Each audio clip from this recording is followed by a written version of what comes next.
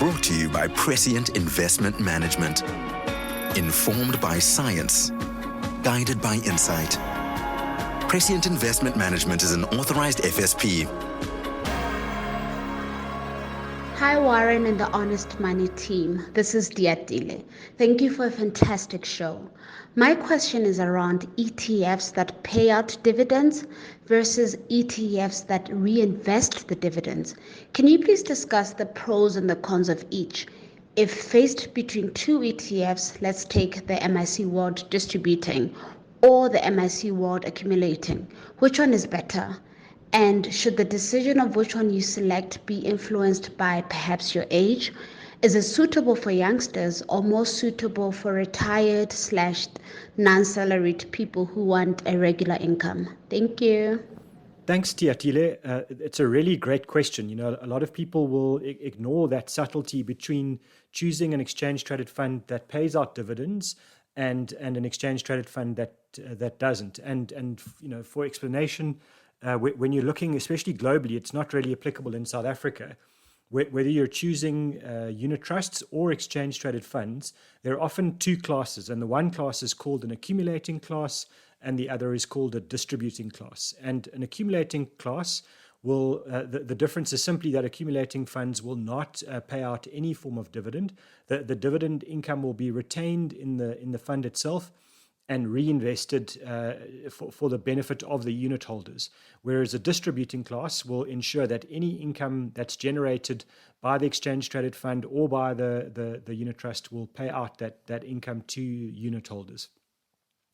Now, that might not sound like a big issue, but for South Africans, it's important to remember that we pay tax on dividend income in South Africa. It's usually charged as a dividend withholdings tax, and it attracts a tax rate of 20%. And it can be even more painful than just paying the tax if you have to earn dividends from overseas, because you might find that a dividends withholdings tax from an overseas country might be a lot more. In which case you end up paying a form of double taxation, which I find really painful. And then also you're paying that tax on a yearly basis and having to do an enormous amount of paperwork for potentially a very small amount of income. And so my preference always is to choose foreign exchange-traded funds or foreign unit trusts that are accumulating as a class. Because what will happen is, let's just say the world, the MSCI World ETF that's accumulating, each of the companies inside the world index that pays a dividend, it's not as if you're losing that money. It will still be collected within the fund. And then the fund manager will simply be buying more of the underlying shares. So your capital keeps growing at a slightly faster rate. So you are getting the benefit of reinvested dividends.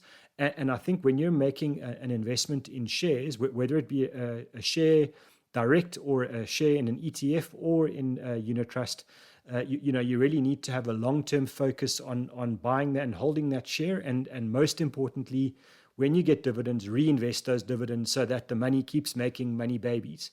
And I think that's what an accumulating class of ETF does for you, and it requires no work on your behalf.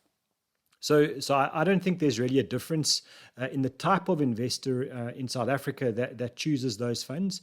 You know, if we use the example of a young person versus an older person, a young person is going to aim for out and out capital growth on their investment. An older person might want to live off some of their overseas capital, but my suggestion to them is that they actually, whether it be yearly or every 6 months, they sell some of their shares in the exchange traded fund or in the unit trust and bring that money back. And I think that's a more effective tax planning route than trying to live off the dividends, because dividends tax might be 20% or more, whereas your highest capital gains tax that you could pay on a growth of an investment will be 18%. And so I would rather pay capital gains tax than dividends tax, and certainly prefer both of those against income tax. So Tiatile, my answer is, if you can, when in doubt, choose the accumulating fund always, and don't worry too much about the dividend paying fund. Thank you for a great question. Hi, Warren and the Honest Money team. My question is regarding tax on one's RA/pension upon emigration. versus the tax savings that one gets from SARS for contributing to your RA/pension. Is it fair to say that the tax that you pay when you immigrate is equivalent to the tax savings you've enjoyed from SARS over the time period?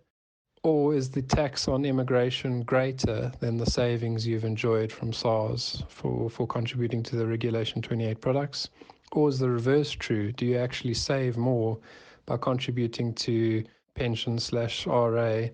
And then if you do eventually immigrate and you have to pay tax, you now have scored because you've made a lot of tax savings. I'd really appreciate your help on that one. Thank you for your show. I really love listening to your show, and all the best. Firstly, I have to thank you very much for your compliments on the show. It's awesome to hear people love our work and get value out of what we're doing. It's really meaningful. Thank you. And also thank you for sending your questions. You know, we love our listeners' questions. It gives us a lot to talk about and make sure that we're telling you what you want to hear as opposed to what we think you want to hear. So with that being said, I need to kind of give almost like a lawyer's disclaimer, which is I pay someone to do my tax because tax is quite a scary kind of field for me. And although I've studied my certified financial planner exams and I'm qualified and up to date to give advice, I sure as heck am always worried about advice on tax. So you know, take my advice with a pinch of salt, and if you get close to making that financial immigration decision, use some of your money to pay a tax advisor. That they'll know much more than me. But I think just to talk about this in a kind of a broader sense first. It's important to know when you make a contribution to a retirement fund, and when I talk about retirement funds, I'm talking about RAs, provident funds, pension funds. All of those things are retirement funds. And one of the kind of gifts that SARS gives us is they give us quite a significant amount of tax breaks on making contributions to retirement funds. And you know, a lot of us just focus on their initial tax break, but it's important to know that there are multiple tax breaks when you make a contribution to a retirement fund. So what do I mean by that? Well, you know, for a certain amount of money, and for most of us, it's a maximum of 27.5% of our taxable salaries. If we contribute, you know, anything from 1% up to 27.5% of our salaries to retirement funds, we can offset a lot of the income tax that we would normally pay against that retirement fund contribution. So, you know, kind of very simply, instead of paying 100 rands tax, you might end up, you know, only paying 80 rands tax because you contributed 20 rand to a retirement fund. It's a very simplistic example, but it gives you the idea.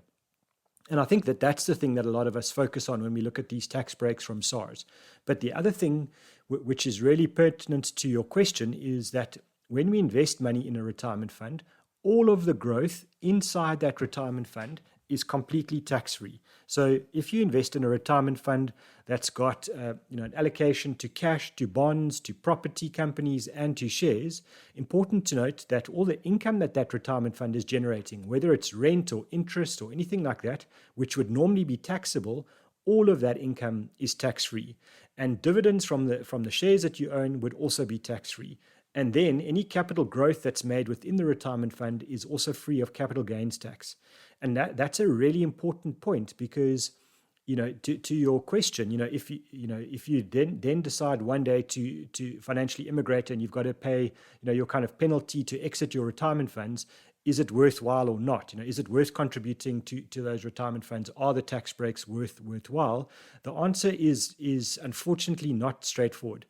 Because if you make a contribution to a retirement fund and financially immigrate 2 or 3 years later and you've got to pay the penalties, then it might not work out in your favor. But if you're making contributions to retirement funds and you decide to financially immigrate 10 or 15 years after you've started your retirement fund contributions, all of the growth that's been tax-free might actually make this whole equation work in favor of paying the money into retirement funds, getting the tax break upfront and over the time of the investment, and then paying the penalty to exit one day when you financially immigrate. So unfortunately, it's not a straightforward answer. It will be on the one hand or the other hand kind of an answer, but it will be situation dependent.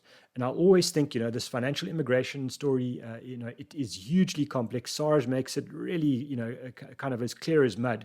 And I think it's money well spent to pay a tax advisor who's familiar with this stuff if you're going to make a decision like that before you start to make any calls. If you're young and you're saying, look, I'm not sure, I don't have a clue if I'm staying in South Africa in the next 30 years or I'm leaving, and I just want to know, bottom line, do I put some money in retirement funds or don't I? I think the answer is that you can do a combination. So if you've got 5,000 Rand a month to save, maybe put a portion of that into a retirement fund, put a portion into a tax-free saving, and then a portion into, discretionary investments, whether it's exchange traded funds or unit trust. That doesn't matter. You don't have to do an all or nothing with your money. You can always blend your investments and your savings to try and take advantage of all the different opportunities that you have and to keep your kind of options as wide as possible. I hope that helps, and I hope you're staying in the country. Brought to you by Prescient Investment Management. Informed by science. Guided by insight. Prescient Investment Management is an authorized FSP.